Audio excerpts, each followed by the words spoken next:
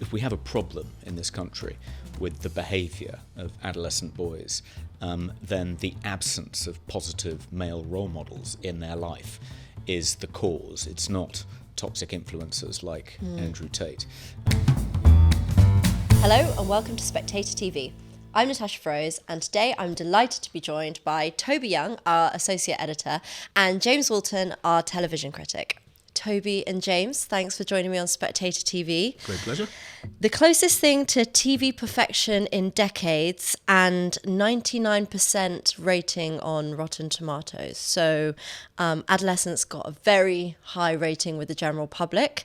That first review was from The Guardian. James, from your piece in the magazine last week, it seems like you didn't quite agree with people's view of the Adolescence TV show. No, it might have been because I sort of came to it slightly looking back. So I came a week later because just once the sort of dust had settled to just see what it was like. And maybe my expectations were too high. I mean, it is a good show. It's well acted. It's got a great script. But I felt, first of all, it was too on the nail, really.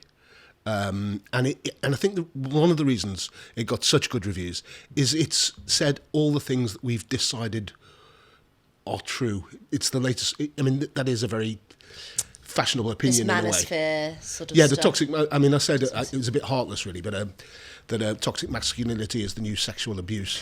So basically, in the old days, in recent years, whenever someone was behaving oddly or seemed unhappy or damaged or something, the question was, why are they like this? And then, every single time it was because of sexual abuse in their childhood.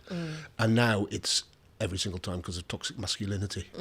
And it just felt a bit pat, really, almost. And also, I mean, I think most people would know by now, it wasn't just that this 13-year-old boy had, developed some dodgy opinions. He'd actually repeatedly stabbed one of his classmates to death with a knife. Well, obviously, you tend to stab with a knife. Yeah. But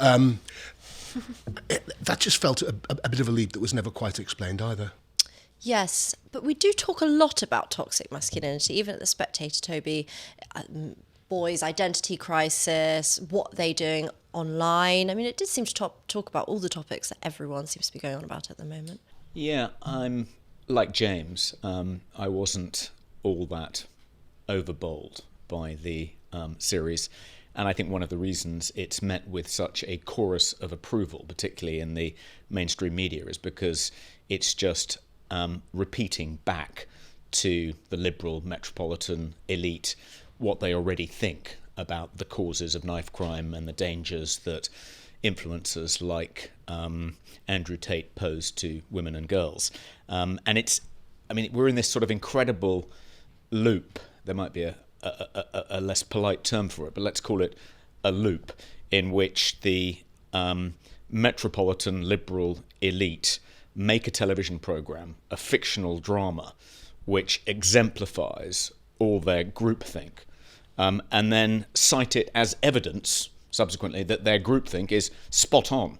I mean, at one point, Keir Starmer, and incidentally, the production company that made Adolescence was part state funded. Keir Starmer described it, it was a slip of the tongue, as a documentary in the House of Commons. And I think that is how it's viewed. I mean, that was a Freudian slip, I think. That is how it's viewed by the metropolitan liberal elite. They think this is virtually, if not a documentary, a docudrama, that it's an incredibly accurate portrayal of exactly what's gone wrong in the lives of adolescent white boys, particularly white working class boys, like the character in the film. And actually, it bears very little resemblance to reality. There was a poll recently which showed that I think 13 to 15-year-old boys, something like 83% had heard of Andrew Tate, but only 23% had a favourable opinion of him. More than 60% had an unfavourable opinion. So it's not as if, he enjoys this extraordinary kudos. Most adolescent boys dislike Andrew Tate. And the ones who like him are disproportionately black and Asian, not white. I think another difficulty is that, it's just hooey to think that the main threat of violence posed to women and girls, particularly girls, are white working class boys brought up in stable two-parent families. I mean, that's just total hooey. And the main writer of the series claimed that he'd based it on 3 real-life cases. In every case, the perpetrator was not a white working class teenage boy from a stable family background. And you can see why, the appalling murders by Axel Rudakabana has prompted a kind of moral panic about this. But this is a complete misdiagnosis of what the causes of that episode were and what the kind of solution is. And the idea now that this is going to be shown in schools, and there's been a real clamour for Adolescence to be shown in schools, to teach boys, why they should resist these kind of toxic influences. The idea that these poor mites are going to have to sit through this hooey and kind of and self-flagellate afterwards and explain to their classmates why it is that masculinity is toxic and should at all costs be handled with tongs. It's awful to think they're in a bad enough way as it is without being demonized yet again by the mainstream media and their schools and MPs. I mean, I think I'm probably happier to be one of the metropolitan liberal elite than you are, Toby. But even from that point of view, I think you are right. It is, and also I think that might have been part of its appeal, not just as a sort of thesis, but also why people enjoyed it so much. Because in a way, it's a kind of horror film, and what horror films have always done is played on, obviously, people's darkest fears in a slightly entertaining fear. And in this case, I think one of our darkest fears is we don't know what the hell our children are up to on the internet. Yeah. And I don't, and it is a bit of a fear. But so I think part of its appeal was that it was titillating. I think that shouldn't be. Did it not get a conversation? Titillating for parents. Did it not get a conversation going? Both of you have sons, and I read in Tim Stanley's piece in the Telegraph. It made him have a long conversation, long debate with his mum about whether he blames the boy, how much responsibility, or if this boy is just incredibly tortured.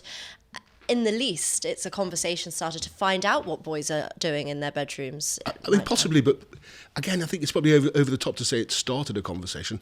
In a way, it's crystallised something that we've now all decided. And I do wonder if, so rather than questioning that thing that we've now all decided, it absolutely parroted it. And I just wonder how helpful that is. Also, I do sort of wonder, as having a boy, although he's now 18, I asked him about this. He said he'd never come across anything like this when he was 13 or 14, but then acknowledged that 5 years might be a long time in online life. But to keep telling boys, God, you're under a lot of pressure and everybody thinks you're terrible, puts them under a lot of pressure and makes them think they're terrible, I think. This should be seen in the context of the Online Safety Act. Which has empowered Ofcom to impose these swinging fines on social media companies up to 10% of their annual global turnover, so hundreds of millions of pounds in the case of X and Facebook, if they don't remove unlawful content. And many people, certainly in the Labour Party, but even people on the same side as me, think that it didn't go nearly far enough and that it should have empowered Ofcom to remove lawful but awful, legal but harmful content as well. And this series felt like an argument for beefing up Ofcom's powers under the Online Safety Act to remove more content that's lawful but could have a harmful impact on young men. And it's also been invoked by people who want to ban mobile phones, smartphones in schools, or even wider than that for people aged under 16. And this idea that boys in particular are at great risk of being manipulated, turned into violent misogynists by watching content that's perfectly lawful online or listening to people like Andrew Tate. I mean, there's very little evidence of that. In fact, the evidence of the psychological harm caused to adolescents by smartphone use is that it causes much more harm to teenage girls than it does to teenage boys. In the case of Axel Rudakabana, we know that, yes, he was in part radicalized by content he found, on the dark web, such as instructions about how to make anthrax, or whatever it was. But that's already unlawful. So we don't need to beef up Ofcom's powers in order to, avoid a repeat of that. So it felt like, a pro-censorship argument made by people in cahoots with interest groups and even the state in favour of even more censorship, which is now being pointed at as evidence that we need more censorship of social media to protect young adolescent boys in particular. So it felt like, just a liberal metropolitan echo chamber in which there really isn't any proper scrutiny of this kind of groupthink about what are the real dangers posed to women and girls. But in its slight defence, it didn't preach that, though. I mean, the one thing I think was quite good about it is at the very end, it's pretty much helpless. They're pretty helpless. What could we have done? Was there anything we could have done? We don't know. Yeah. Possibly not. This is the parents speaking. Yes. Not altogether surprisingly, James, the responsible father was the black police officer who says to his son, I love you, let's spend some quality time together, and persuades his son to go to a Chinese restaurant with him where they can have a real heart-to-heart and he can tell him how much he loves him and model positive masculine behaviour, which is something that the father of the 13-year-old murderer doesn't do. He left his son to his own devices, and at the end, when he kind of breaks down and kind of in a kind of bout of self-pitying self-recrimination and cries lying on his son's bed, I think the lesson is that he's been a bad father and he is being punished for not having told his son that he loves him, not behaving more like this male role model who is the black police officer. You didn't get that? Am I reading too much into it? No. I mean, I think that reading is possible, but I think it was far more sympathetic to the Stephen Graham, who is of course great in it. And the acting. He plays the dad. I don't think we're meant to think he's a bad father. I mean, he was just working. He was working quite hard to look after the family, and like most of us, we don't know what our children are doing on the internet, and I think that's harsh. Also, you do slightly feel for any son whose dad says, let's go along and let's talk about masculinity. You think, oh bloody hell, poor kid. Please no. Dad, please not. Let me just go on my phone, will you? I think sort of one thing I would say in mitigation of the makers of Adolescence is that the behaviour of the girl who triggers the boy into his kind of terrible behaviour isn't great either. So she accuses him of being an incel and leaves these emojis underneath his Instagram posts which indicate he's an incel, and other people pile on. I mean, when I discussed it with my wife and said what I've said about it, she said no, it also showed that girls' behaviour can be toxic too.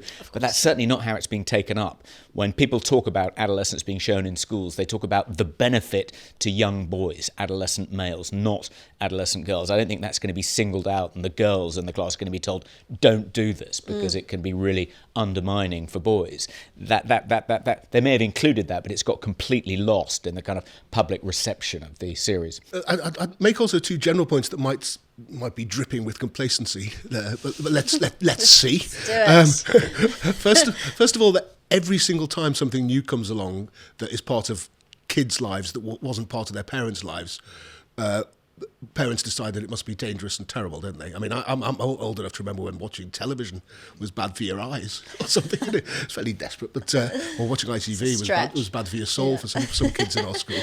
And then, what was the other? Yes, the other general point was that, and I think this happens a lot now, is mistaking sort of outliers for representatives.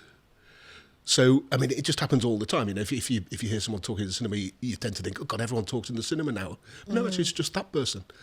So, again, possibly complacency, but the idea that this is an epidemic, and as I say, also that general fear of anything that wasn't around in our childhood being part of our children's childhood, I think they're factors in the response to this show too. There's a couple more themes I want to pick up on. Toby, you'll probably know more about this one as a governor of a school. You've done a lot of work in education. What really stood out to me was the behaviour in the schools. Obviously, it's a fictionalised show and they're going to dramatise poor behaviour. But the pervasiveness of the phones in the classrooms constantly, the teachers losing their temper because all the kids have their phones out, all the kids taking videos. Is it really that bad in schools? Well, I didn't recognise any of the free schools that I've co-founded or currently sit within the Multi-Academy Trust that I set up alongside some academies. where behaviour management is taken very seriously, and there's sort of a zero tolerance for that kind of behaviour policy, which seems to work quite well, as exemplified by Catherine Burblesing's behaviour policy at Michaela. That's the sort of gold standard, I think. But I'm sure that in some schools, behaviour is like that. And actually, one of my reservations about the Children's Wellbeing and Schools Bill is that it does put various obstacles in place which are going to make it more difficult for schools to put rigorous, robust behaviour management systems in place, such as making it harder to exclude children who assault teachers, for instance. But at our school, we do have, at all of our schools, I think we have a policy of banning the bringing of phones into classrooms. And if they do get their phones out in the classroom, they're taken away from them for the rest of the week. And that does work, I think, reasonably well. And I'm certainly not opposed to that policy in schools. And the school in the programme was a kind of I think every parent's worst nightmare. What a kind of Think Comprehensive looks like. Yeah, my daughter's still at the South London compound. I was asking her. She says it's not quite like that. But I think one thing I was saying to her, I think you're right. I think that the phones, children and phones, is definitely on the way out. I think I was saying to her that I think she'll be telling her kids, we used to be on phones all the time. The way that I now say to my kids, we used to smoke on planes. Yes, totally. In trains, we just light up. It was great. And they just cannot believe that ever happened. Yeah. And I think kids and phones, there will have been an adjustment. It might be like that, yeah. I thought for me one theme that wasn't picked up on enough or wasn't brought up enough in the series, given that how much of a problem it is in the UK, is the idea of fatherlessness. Obviously, the police officer, there was a bit of a theme where this boy basically grew up without his dad around. And given the stats that we're looking at now about how bad the issue of fatherlessness is, that there was no connection between boys' poor behaviour in the series and the concept that, apparently there's a statistic Miriam Cates uncovered that you're more likely to own a smartphone than you are to have a dad in your house at the moment, and the consequences are terrible. And it just wasn't brought up in the series. No, I think that's one thing where Toby and I definitely disagree. I don't think this guy was meant to be a bad father. I think he was meant to be a good father, and I think it was meant to be. Even if you're a good father, if you take your eye off the ball, this will happen. But no, I think that's right, Natasha. I think if we have a problem in this country with the behaviour of adolescent boys, then the absence of positive male role models in their life is the cause. It's not toxic influencers like Andrew Tate, who of course fill that vacuum. And you're right. I think something like 85% of boys brought up in single-parent households, the heads of those households are women, not men. Something like 75% of teachers overall, if you combine primary and secondary, are women.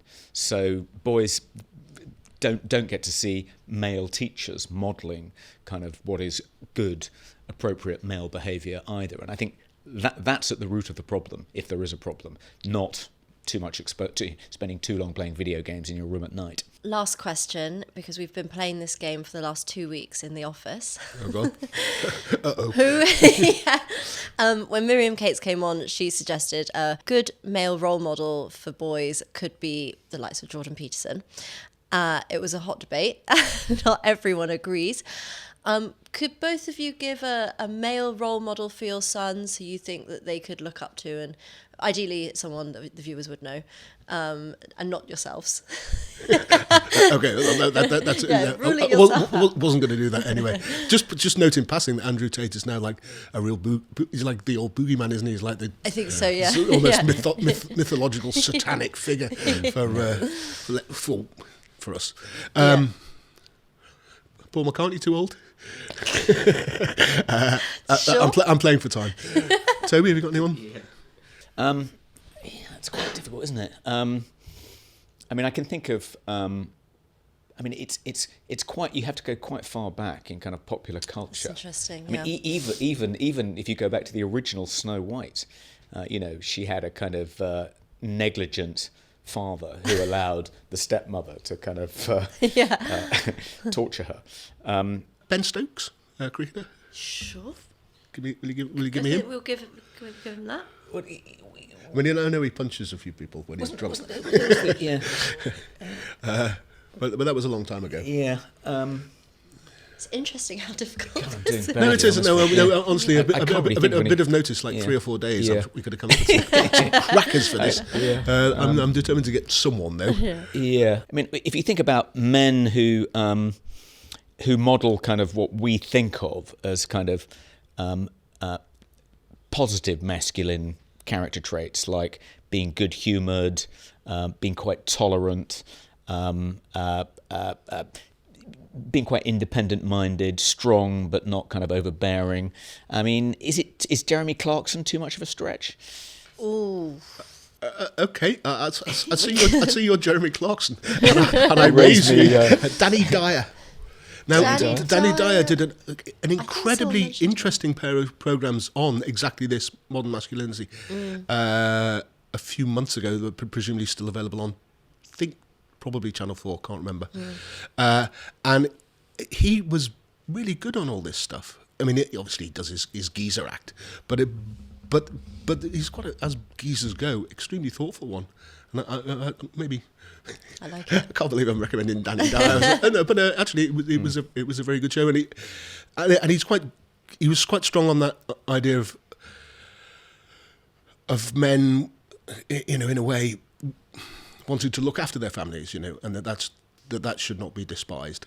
I always, whenever I rewatch Darkest Hour late at night, having had a few wines, I'm always brought to tears by the kind of heroic portrayal of Churchill. When we think of positive role models... You're going to go Winston Churchill. Well, but I think the problem with some of these kind of great male leaders of the past is that, of course, they weren't always perfect family men. They didn't always spend a great deal of time, with their children. And that seems to be, because that's now a requirement of being a positive male role model, it's hard to kind of look back historically and find male examples of that. But I think a lot of current young men could do worse than turn away from Andrew Tate towards Winston Churchill. Excellent. Well, Toby and James, thank you so much for joining us. It's such a pleasure.